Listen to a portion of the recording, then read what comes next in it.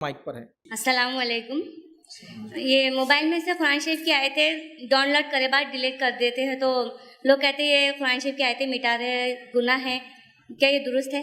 सवाल आया कि कुरान की आयतें वगैरह कहीं लिखी हो या कोई उसकी फ़ोटो वगैरह हो और उसको कभी डिलीट करना पड़ता है चूँकि डेटा कम रहता है या जगह स्टोरेज कम होता है, तो कैसा है? तो देखिए, उसको हटाने में कोई मसला नहीं है, चूँकि आप कुरान की आयतों को नहीं हटा रहे हैं, आप जो आपके पास डेटा पिक्चर फॉर्म में हो गया उसको निकाल रहे हैं।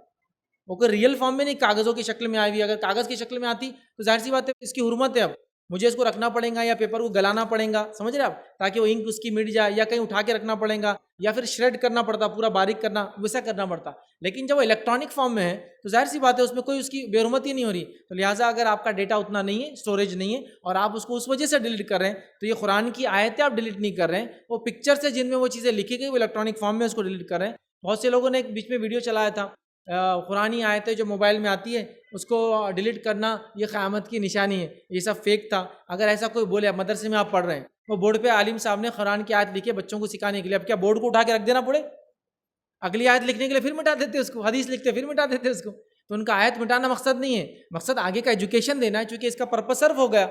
अब अगर आप बोले नहीं डिलीट फ़ोन में नहीं कर सकते, तो मदरसों में तो हर बोर्ड पे एक बार आयत लिखी गई, हमेशा के लिए बोर्ड उठा के रख देना पड़ेगा फिर। ऐसा नहीं होता। तो प्रैक्टिकली आपकी नीयत आयतों को ख़त्म करने की नहीं है, स्टोरेज खाली करने की है, जो इलेक्ट्रॉनिक फॉर्म में पिक्चर्स है उसको हटाने की है। तो इंशाल्लाह उसको हटाने में इंशाल्लाह अज़ीज़ कोई गुनाह या कोई गलत बात नहीं है।